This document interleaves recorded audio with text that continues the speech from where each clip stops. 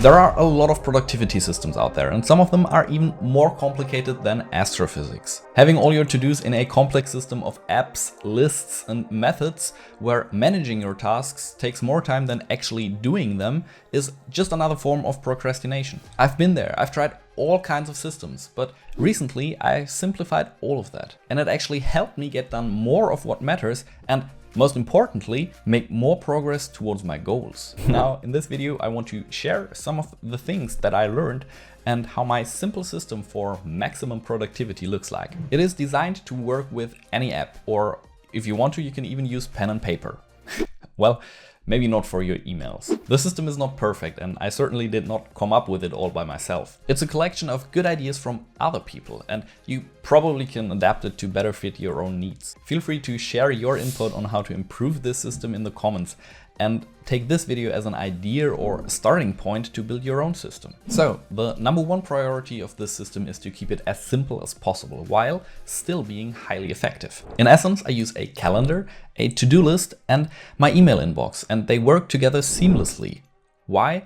Because of the rules I have for them. In my calendar, I have my meetings and other events that have a set date and time. It's crazy how many people I know that do not live their life by a calendar. They try to remember all of their appointments. However, my brain, and probably yours too, is not necessarily good at remembering all these appointments. And even if you're one of the lucky persons that has the ability to remember all of that, I would argue that you can spend your brain's resources better on other tasks. So, what finds its way into my calendar? Basically everything that has a set date and time. This can be a meeting, a coffee date, or a birthday. If a friend asks me to go out on a set day, I write it in my calendar. And this has two main benefits. First, I don't forget to show up on that day, which most people appreciate. And second, I have a better overview over my week and the time slots I can use for working, learning, or personal time. This way I can better plan my to-dos. But I'll talk about that in a second. Now, what happens if an event just has a date, but you don't know the exact time that it will happen?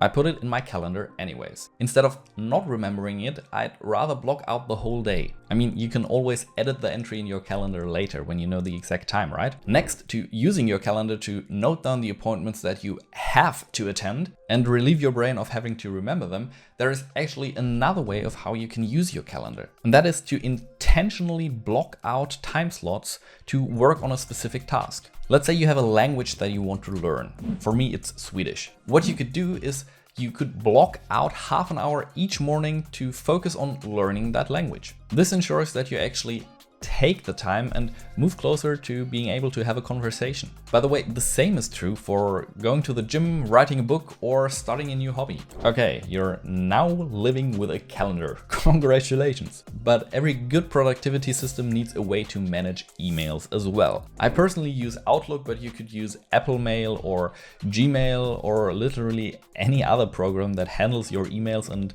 allows you to create subfolders for your inbox. Because, for example, in my business email, I have a folder for each client or project I'm working on and a catch-all folder for the rest. You could also have folders for areas of interests or anything else that you find useful to group your emails into. Please have in mind though that too many folders will slow down the sorting mechanism. Now, each email that arrives in my inbox has the following options. Option number 1, it was a piece of information which you need to process. Maybe it was an appointment for your calendar or a question from someone. You answer the email and sort it into the right folder. And option number 2, it was a task that you either do right away or you put it into your to-do list, and then you can sort the email into the right folder. At the end of the day, I aim for inbox 0. No emails should be in my inbox. Everything is either answered, done, or in my to-do list. This way of managing your emails has the advantage that you always have a clean and organized inbox. You find emails from the past even faster because you know in which folder to look, and you don't forget to answer an email or to do a task that you were assigned to do. Speaking of tasks,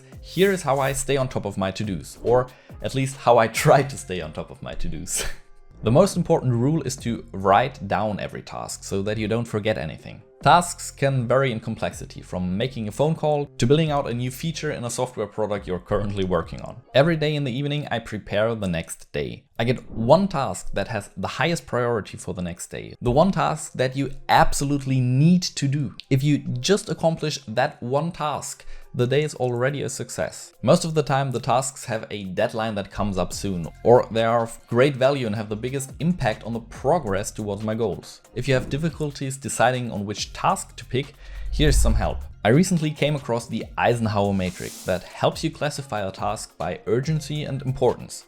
A task can either be urgent or not urgent, and it can either be important or not important. The one task that we want to accomplish on a set day is both important and urgent. This is the task you start your day with, and you only work on other tasks once you're done with the first one. After that most important task, you can add some bonus tasks that would be great to do as well, but it's not mandatory. You would still have time to do them on another day. Now, the exact form of your task manager is not important, as long as you can see all your tasks in one place and pick one of them each day. I personally use Notion and especially the calendar view for tasks. In there, I just go through the backlog of my tasks and drag and drop a task onto the day I want to accomplish it. If you don't like Notion, you can also use one big list for all your to-dos and copy and paste them into separate lists for each day. Once in a while, I take a day to get all the less important tasks done that have been on my to-do list for quite a while. I also group similar tasks and try to work on one project at a time. Focus is very important for productivity.